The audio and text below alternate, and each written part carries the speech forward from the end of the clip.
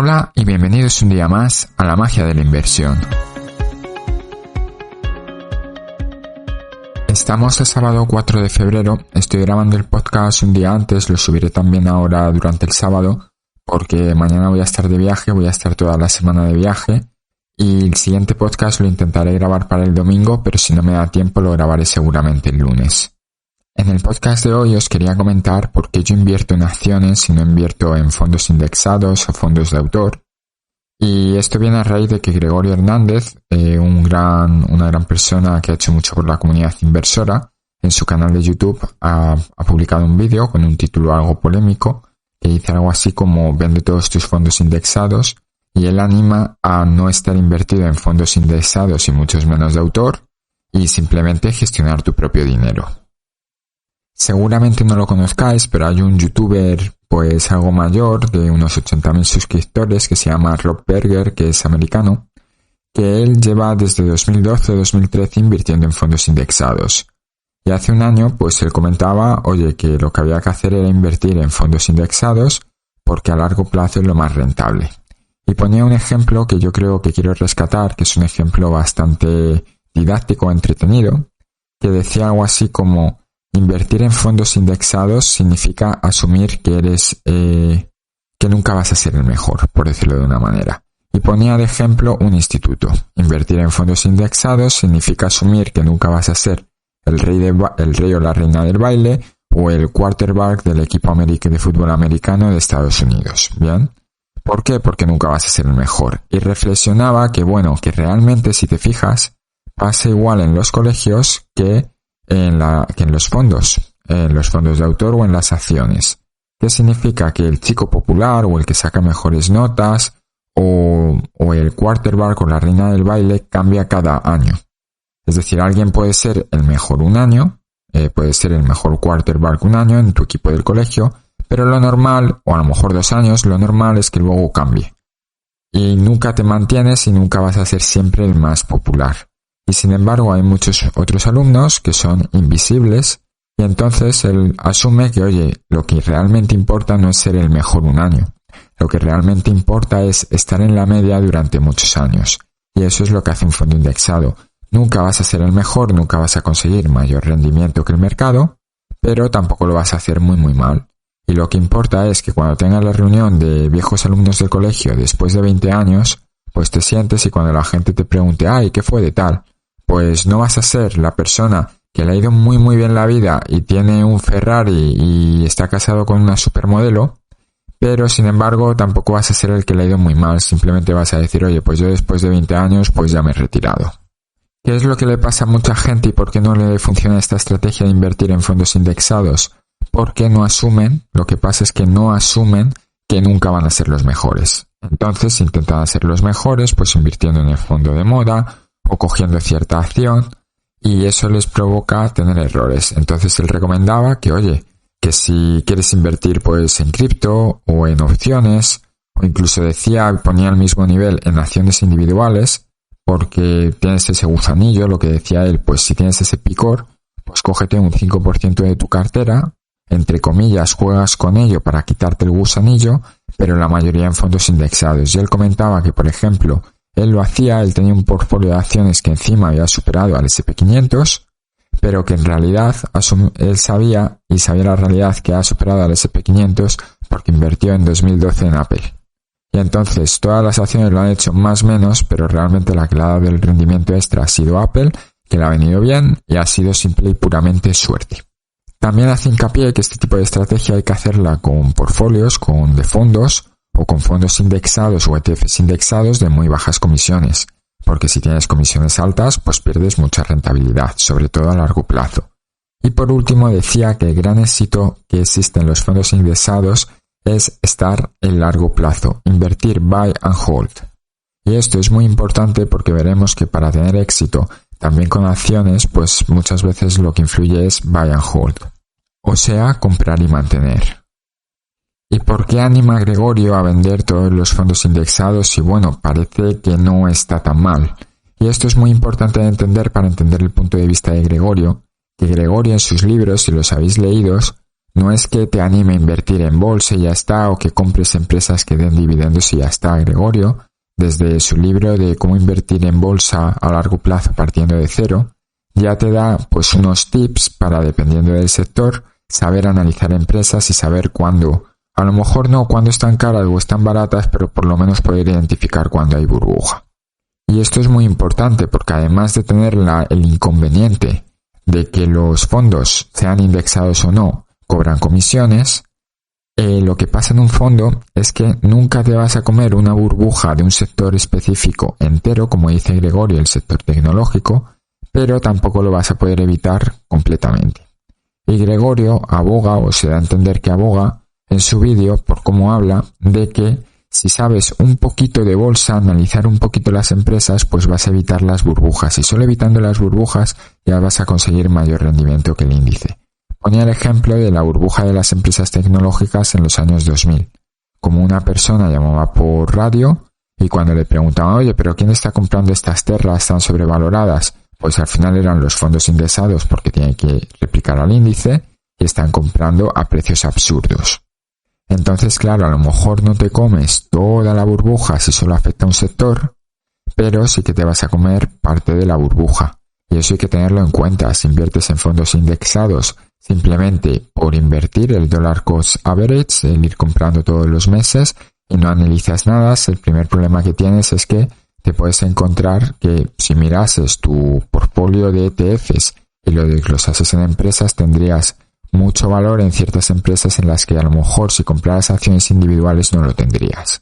Por otro lado, el tema de comisiones, mucha gente piensa, no, pero ahora eso era antes cuando cobraban un 2% de comisiones, todavía hay fondos que cobran eso, sobre todo los de bancos, pero los fondos indexados suelen ser de bajas comisiones, de por ejemplo un 0,2%.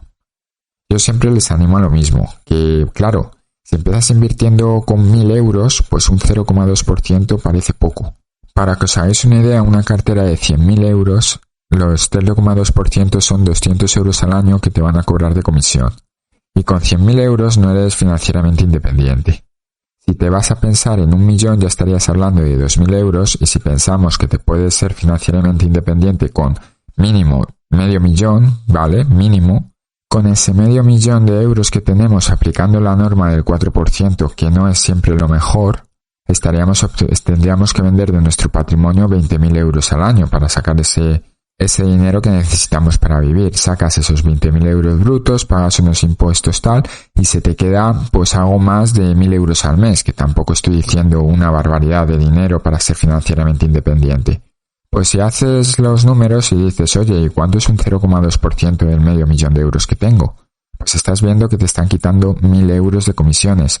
O sea, un mes entero de lo que vas a sacar tú no llega al mes, ¿vale? Pero para hacerlo más visual, un mes entero se te va a ir en la comisión y estamos hablando de una comisión del 0,2%.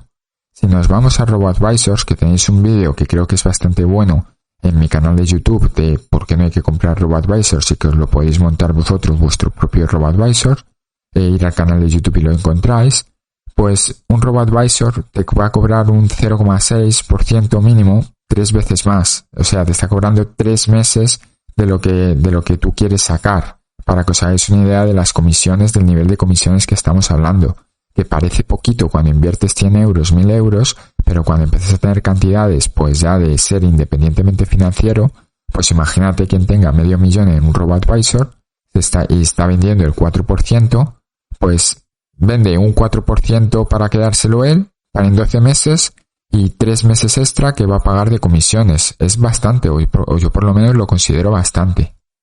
Si luego además piensas que el índice engloba todo, engloba lo mejor y lo peor, y piensas que analizando un poquito las empresas puedes saber si hay burbujas, si no, y puedes seleccionar simplemente, pues el SP500 tiene 500 empresas, pues a lo mejor si selecciono las 30 que lo van a hacer mejor, pues a lo mejor lo haré mejor que el SP500. De hecho, Gregorio aboga que es más fácil batir al SP500 de lo que la gente piensa.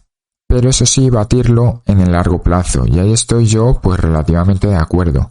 ¿Y por qué digo en el largo plazo? Volvemos de nuevo, fijaos en la misma conclusión que tenía Rob Berger, que hay que invertir a largo plazo y que nunca vas a ser el más listo de la clase. ¿Por qué? Porque yo lo que me he fijado con mi estilo de inversión, que como sabéis intento limitar mucho la volatilidad del mercado, es que cuando la bolsa sube mi cartera sube mucho menos y cuando la bolsa baja mi cartera cae mucho menos. Y yo personalmente pienso que se hace más dinero evitando las caídas que acertando las subidas. O que acertando toda la subida. Evidentemente necesitas las subidas en bolsa las necesitas. Pero a lo mejor si en vez de subir un 35% subes un 25%, pero luego cuando cae el mercado caes un 5% en vez de caer un 20%, pues eso es más rentable a largo plazo. Pero yo llevo muy poquito tiempo invirtiendo, tan solo llevo 10 años, como para poder decir largo plazo qué es. Habría que hacer simulaciones, etcétera, etcétera, como para poder hablar con todo tipo de detalles. Y yo personalmente, ¿qué opino de todo esto? Pues yo lo que hago, como mi estilo de inversión, es invertir en acciones. ¿Por qué? Porque puedo ajustar más el tipo de cartera que quiero tener. Por un lado, ajusto mucho la volatilidad, que ya lo he hablado mucho en el podcast, intento reducir la volatilidad al máximo para cuando haya caídas tener una caída. Siempre vas a tener la caída, pero tenerla menor, porque yo vería muy mal si mi cartera cayera un 50% en un año. Entonces intento evitarlo y creedme que se puede evitar. ¿Se puede hacer con fondos indexados? Sí, claro, pero ya estás complicando de nuevo una de las ventajas de un fondo indexado, que es, por decirlo de una manera, soy tonto, soy ciego, cierro los ojos, invierto todos los meses aquí al S&P 500 y para adelante.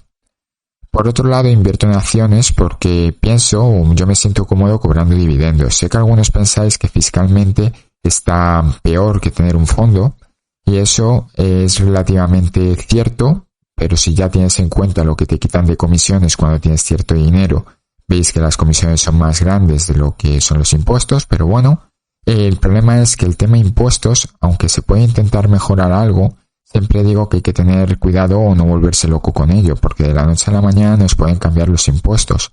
Pueden coger y decir, oye, pues ahora todo lo que sea venta de acciones, venta de dividendos o lo que sea, todo eso va a las rentas del trabajo y ya nos la lían, por decirlo de una manera. Y también cambia dependiendo del país. Por ejemplo, en el país que yo estoy, realmente te da igual vender un fondo o cobrar un dividendo que te van a cobrar lo mismo. Por otro lado, a mí me gustaría cobrar dividendos seguros, crecientes, que sean predecibles en el tiempo, como he dicho muchas veces, que al menos cubran mis necesidades básicas, por decirlo de una manera. Al menos hasta ahí. Luego el resto, si a lo mejor lo hago con fondos o ya veré. Como sabéis, mi estilo de inversión es, siempre digo, invertir en dividendos crecientes, pero no solo invierto en dividendos crecientes. Mi mayor posición es Google, que no reparte dividendo. El problema que le veo a la gente que invierte o que empieza a invertir solo en indexados y solo conoce eso, es que realmente ellos nunca han aprendido a invertir, nunca se han informado. Entonces, ¿qué problema tienen? Que cuando pasan 20 o 30 años y quieren sacar ese dinero, pues porque quieren empezar a vivir de ello, no saben cómo hacerlo. Y nunca han aprendido cómo gestionar su dinero, mientras que un inversor en acciones, pues normalmente se suele informar un poquito más, tampoco mucho más, pero se sabe un poquito más y se siente más cómodo.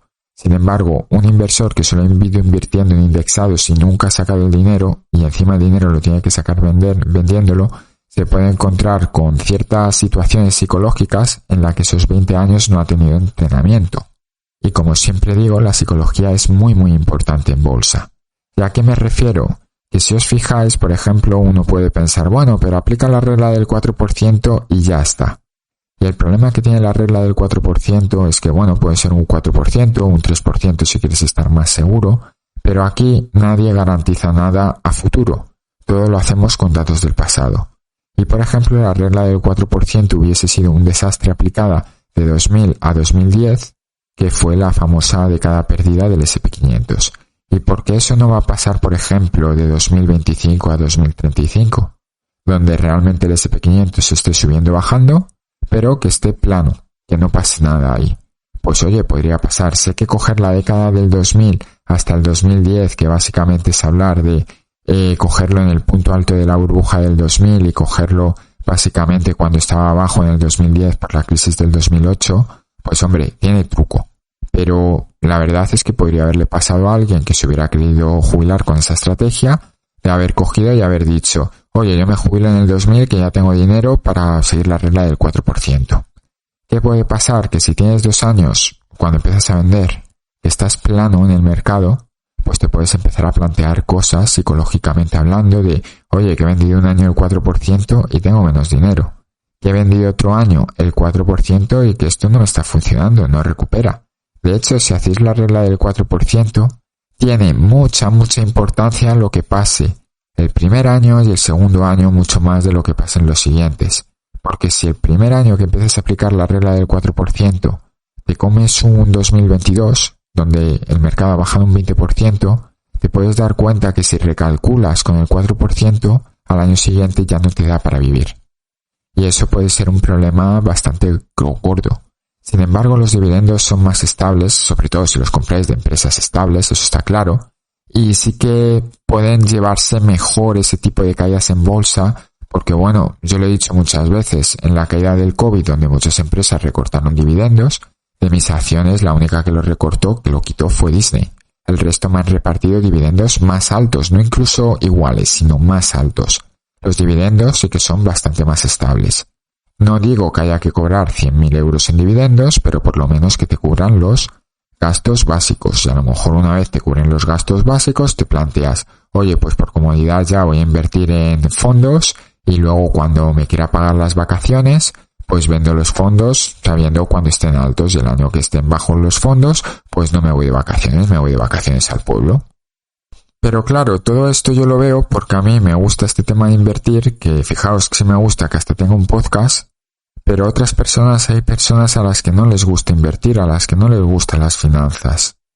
Y a esas personas se las suele recomendar, y acertadamente, oye, que antes que no hacer nada, que por lo menos inviertan en fondos indexados a largo plazo, ¿no? Pero esto, por hacer una analogía, y esto es algo mío, es como si te dicen, es muy bueno hacer deporte, pero si no te gusta hacer deporte porque te cansas, pues por lo menos mira el deporte por la tele. Pues está muy bien, pero no es lo mismo. No vas a conseguir los beneficios de hacer deporte viendo deporte por la tele. Pues no vas a conseguir los beneficios psicológicos, sobre todo a la hora de invertir y a la hora de pasar por situaciones que puedan ser un poco estresantes, si no inviertes y dejas que te inviertan el dinero. ¿Y qué va a pasar cuando te tengas un problema y tengas que tomar decisiones? Pues que si psicológicamente no sabes qué hacer, pues ahí vas a ir a buscar ayuda en internet o cosas así, vas a tomar al final malas decisiones. Y es mejor tomar las malas decisiones cuando empiezas con poco dinero que cuando ya tienes mucho dinero. Y entonces, ¿qué le decimos a estas personas que no les gusta invertir pero que quieren disfrutar de las ventajas de la inversión? Pues lo primero es que para aficionarte a un deporte, pues a lo mejor nunca has visto fútbol, lo empiezas a ver por la tele, te gusta y dices, bueno, pues voy a jugar con los amigos. Pues las inversiones es igual. Le puedes decir, mira, empieza a invertir si quieres poco a poco en fondos indexados, pero te convendría pues leerte libros o ver cosas para ir aprendiendo y luego tomar otro tipo de decisiones sabiendo más lo que haces. Y recalco, sabiendo más lo que haces. Y ya decidiendo si quieres invertir en fondos o en robo-advisors o en acciones o en lo que te dé la gana, pero sabiendo lo que haces. Y si aún así no te gusta nada, mi consejo sería, y es así, pues bueno, si por suerte tienes a alguien, por ejemplo, tu marido, tu mujer, que sí que le guste y lo quiere gestionar y te fías, pues vale, tienes esa suerte, deja que te lo gestione. Y si no tienes a nadie, mi consejo sería que no estuvieras invertido. Porque creedme que hay gente que ha invertido en fondos indexados porque parecía que era el boom justo cuando había tenido la escalada de 2020, y ahora están perdiendo dinero por las caídas que ha habido en 2022 y están diciendo, pues esto de los fondos era una estafa porque ya han vendido, porque no han sabido esperar, porque no sabían dónde se metían. Entonces, si no tienes el mínimo interés y no quieres aprender muy poquito, lo mejor que puedes hacer es no invertir. Y claro, no disfrutarás de las ventajas de la inversión. Igual que si no haces deporte, no disfrutas de las ventajas de hacer deporte. Yo por mi parte seguiré invirtiendo en acciones porque es lo que me gusta, es lo que yo me siento más tranquilo, sobre todo cuando hay caídas, porque sé lo que tengo, sé que en general cae menos mi cartera cuando la bolsa cae, y es a mí lo que mejor llevo, porque por ejemplo, a mí que mi cartera suba un 10 cuando el índice está subiendo un 20, pues lo llevo bastante mejor que al revés, que mi cartera cayese más cuando el índice cae. Eso ya depende un poco de gustos y de conocerse psicológicamente cada uno. Entonces yo con mi cartera estoy muy cómodo, voy a seguir invirtiendo en acciones, me voy a ahorrar la comisión que, como he mencionado antes, no es poca, de fondos indexados y sobre todo robo-advisors. Y os vuelvo a repetir, si estáis invirtiendo en robo-advisors y habéis llegado a este podcast, por favor ir a mi canal de YouTube, La Magia de la Inversión, y buscar un vídeo que se llama Cosas que hay que saber sobre robo-advisors, donde os voy a enseñar cómo copiar la cartera de cualquier robo-advisor que queráis y rebajar las comisiones, pues básicamente al 0,12% en vez de un 0,6, 0,7 que os están cobrando. Y con el mínimo esfuerzo, a nada que enteréis un poquito, que tengáis un poquito de interés, os podéis quitar esa comisión. Y por último, recalcar el mensaje que decía Gregorio, que hay mucha gente promocionando pues ciertos productos, como pueden ser robo-advisors, como pueden ser brokers, como pueden ser comprar criptomonedas, ¿vale? Y lo promocionan por la comisión que se llevan, porque es muy cómodo y muy bonito recibir ese dinero. A lo mejor te recibes tus 200, 300 euros al mes por recomendar esas cosas, y que saben que no es lo mejor, a veces ni siquiera ellos lo hacen. Hay youtubers muy famosos que recomiendan comprar criptos, pero el 99% de su patrimonio ellos lo tienen, por ejemplo, en fondos indexados, pero nunca hablan de eso, hablan de ese 1% que tienen en criptos, y es por la comisión que se llevan. Informaos, leed, aprended y luego ya tomad vosotros vuestras propias decisiones.